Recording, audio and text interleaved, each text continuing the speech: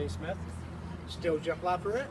And we are the very, very proud other halves of Deborah and Carolyn. And we're proud because St. Paul's had voted to become an affirming congregation. congratulations, St. Paul's. It's an amazing, amazing outcome for that vote. So thank you all for everything you did and going online and going through all the Zoom. Awesome. The announcements this week. We have the service on November the 8th for Remembrance Day. And I know I keep dogging this, but it's Bless Your Pets next Sunday. So we need pictures. Wait a second. I'm going to really enjoy this. You keep dogging it? I do. Wow. It was rough. I know. I actually thought it was beautiful. All right. Well, I thought maybe, there's lots of kinds of pet lovers, right? And maybe we could be tweeting all of them. Ooh. Wow. Right? Social media. We That's a whole tweet. different kind of bird. It is. It is. That's really good, Tom. Yeah. So please send in your pictures of you and your pets so that we can have the Blessing of the Pets Sunday virtually this time. Mm-hmm. And now I'm going to hand it off to Jeff, who's going to talk to Matt from Kerr Street Mission. I think you could do the interview a little bit better than that, Jay. Do you think I should sing it? I think you should absolutely sing it. Broadway style? Full Broadway. Good morning, St. Paul. Jay, thank you for that amazing introduction. I can't believe you sung it this time. That was really great. Anyways, for those of you who don't know what I would call a local celebrity, we got Matt Boxall back. We are thrilled to be back with Matt at Kerr Street Ministries, and as you know, Matt had been with us. He preached at our church. He is the face of the Neighbor Care Network, which is something our church is working very close with. So, Matt, how you doing, man? Oh man! Well, thank you for having me. First off, it's great to be back even virtually with the St. Paul's congregation.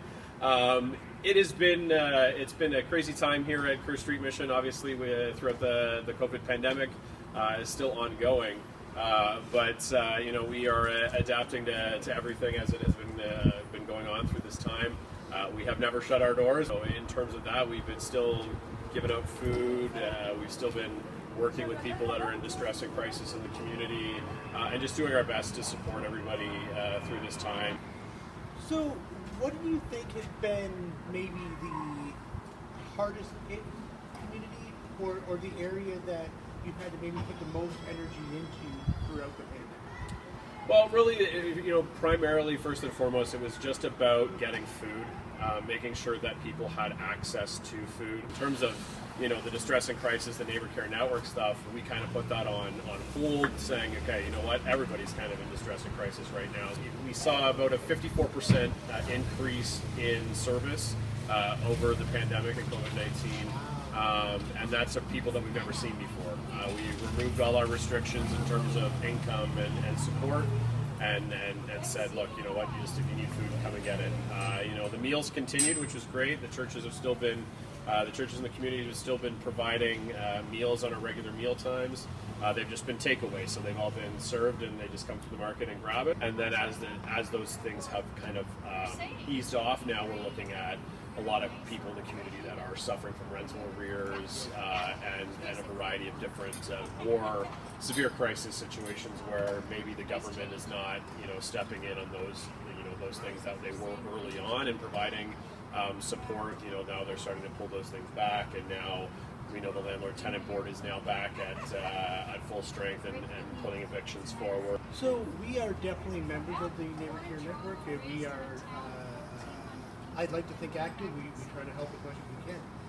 What's the one thing you're looking for? I would guess cash, but is it other services? Are you still looking for you know what? So it's the whole gamut. Kerr Street Mission as a whole has the opportunity for many people to get involved in many different ways. Obviously, our donations have stayed relatively the same, maybe a little bit down for the time of year, but we're not being hard hit like other organizations are in the community, and so we continue to ask our donors in the community to continue to give freely as they can.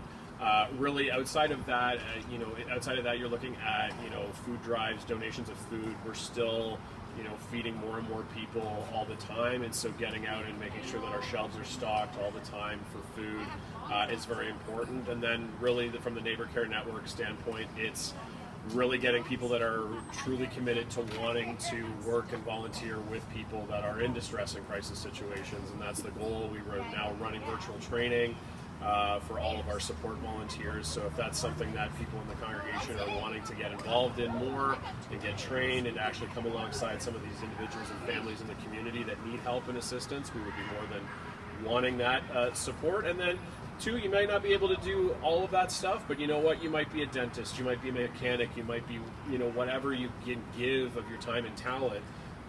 We need those individuals too, because we have people that are, struggling as it is, and their car breaks down, and now they can't get to work, and so now they're having to decide: do I take a loan to fix this car so I can go to work and pay the bills? Where if we just had a mechanic that would do things, pro bono or at a discount of services, that we'd be able to really help and support people in this time of need. So there's many different ways that the community can get involved, and we hope that everybody does get involved. St. Paul's is one of 15 churches across Halton region that are involved with the Neighbor Care Network extensively, and so we are grateful to have your involvement and to have your continued involvement as things progress. Well, I just want to say thank you. We never need a reason to visit, but it's always great to have a reason. We will 100% continue to have our involvement with you. And thank you so much. Hey, no problem. Thanks for having me. Take care. See you St. guys. Paul's, we got to introduce you guys here. Okay. See you next week.